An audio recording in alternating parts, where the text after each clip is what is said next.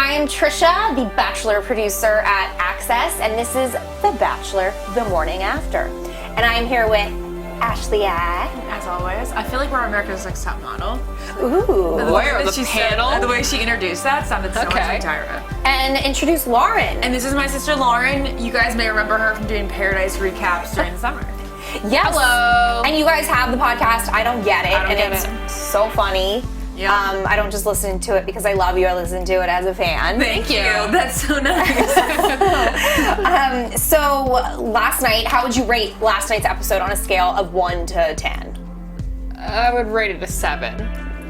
Yeah, I would give it a 7 too. Some interesting moments, but nothing that I'm like, whoa. But next week looks whoa. Doesn't next week always look well? Yeah, it does. So that promo department deserves a raise. Oh my gosh, they're so good. They Wait, really what happens are. next week that I was like, whoa? I don't even know if I saw the preview. Oh, it looks so good. I enjoyed last night's episode. Just like watched it through, like good. But yeah, there's nothing to be like, oh my gosh, we need to talk about this. Yeah. Well, no, my favorite part was Bekah with the short hair telling Arie her age and him honestly looking like he had seen a ghost. Well, his reaction such a genuine. It was like the most genuine reaction he's ever had the entire season. He was like, "That's creepy," but I'm gonna do it because that's what I usually do. I date 22-year-olds. I know. There needs to be a GIF made out of his reaction. Oh my god. Yeah. No, oh my god. No, but then also, you gotta say, there's fear in her face, because she likes him. I know she does like him, and she was anxious the whole time about it. She was like, I know I'm 22. And she was like, just waiting to get done for that sole reason. Like, I've been there before, you know? It's like, I'm 15. So many years of Lauren lying about her age. I know. She totally just relates. nervous they're always gonna find out. So she was really sad. You could tell that she was sad that he was taking it so hard, but she's so pretty, of course he kept her. How old do you think she looks? 24, I 24, thought. Like, not, fine. Okay. Yeah. So that's still pretty young to just be sounds dating a a lot 36-year-old because it looked like when he found out, it got strange and he looked like he could be her father all of a sudden. Yeah. I mean, could 14 technically. Weird, but like I said last week, I don't think it's the biggest deal. I mean, 14-year age difference between adults is not ever a big deal. Like 30 and 44. What I think of you'd be like, oh wow, age difference. You wouldn't be like, oh, how inappropriate. Like a lot of 22-year-olds are just like graduating college, and that's what I think of when I think of 22 is like a senior in college, kind of like a sorority girl. That's what I'm imagining her as. So it seems young. Yeah, we were probably so I know I was obnoxious at that age, and he said I was effing wild at 22. But you can tell that she's so like worldly and cultured and smart and stuff. So I don't think she's the average 22-year-old. Just because she doesn't wear a bra and shave her armpits. That's true, but she speaks very eloquently. She does. She does carry herself very well, but she's also a very cool girl. So how much of it very is good? Cool girl. How much of it is a facade? It's true. I don't know her. I mean, she puts on like a really suave act, and then she can break down and be 22. But either way, I like to think of Bekah as the way Lauren thinks about her, which is that she's just genuinely that awesome. I agree, and I think she'll be great on Bachelor in Paradise. Yeah. Honestly. I didn't even think about that. Really? Oh no, she'll be the star. Yeah. I think. Okay. The new Ashley Iaconetti. If she doesn't win his heart in the end. Oh, jeez. So you're cool with Arie giving her a rose? Oh yeah. Yeah. Okay. Yeah. So, the second biggest moment for me was the hazing of drinking urine. What? I mean, the whole time I knew there was actually going to be no urine drinking. I knew it, so I wasn't like that. Well, so for those who didn't watch last night, kind of explain this group date. So there's 12 girls. It's a huge group date. There are 2 survival experts that are there, and they're trying to teach them how to like eat worms if need be, or drink your urine if you're stranded in the middle of the forest with no water. So they each hand off the girls a thermos to go pee in, and then they're supposed to drink their own water. And Arie drink their own pee. Oh, drink their own water. Drink their own water. And then Arie goes and he's like, "Look, I'm drinking mine." And then he goes, "Ha ha, it's just apple juice. I'm not gonna make you do that." Girl, that. I don't know her name. Jacqueline. She really was going to do it for a rose. Well, see, I made a joke last night on Twitter, and there's some crazy people that take it seriously, but I said, rose ceremonies are that nerve-wracking that if just drinking my pee got me out of it, Yeah. I would do it. Okay, so you think it was cool that WB allowed that to happen and ABC aired it? Oh yeah, what? Come on now. I don't know. I don't Let's know. not get touchy here. I was just a little surprised. No? No, it did not faze me at all. I was Okay. more fazed by like watching him like kiss people.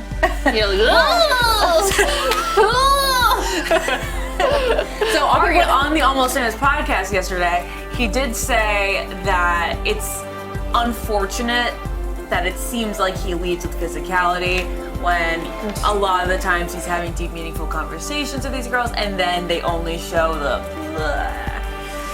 Yeah, I think he's wrong there. Like, of course, like there's so much editing involved, but like him and CN on the lake couldn't even have like a meaningful conversation. I could hear the seagulls and the waves and the crickets, and I'm like, say something. Okay, so you felt like that too.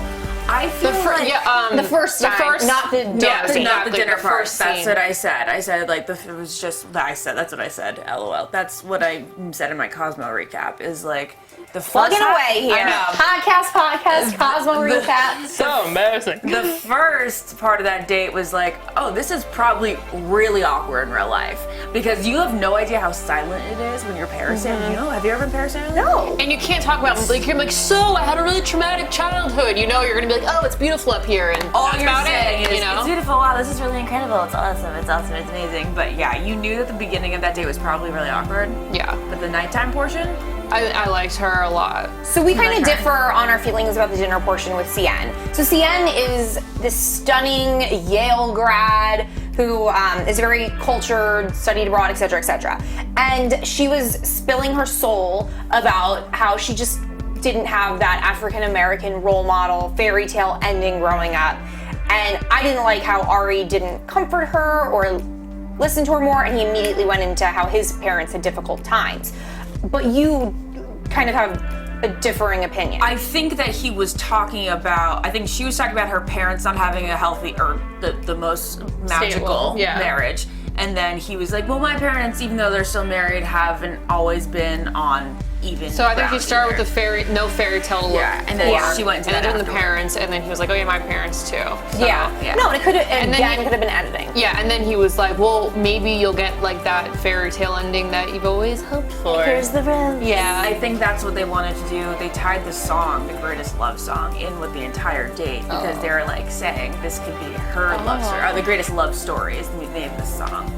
So, Well, I do hope the best for her because she's a sweetheart. And on Access this morning, Natalie and Kit were saying that she could possibly be the next Bachelorette. I can see it.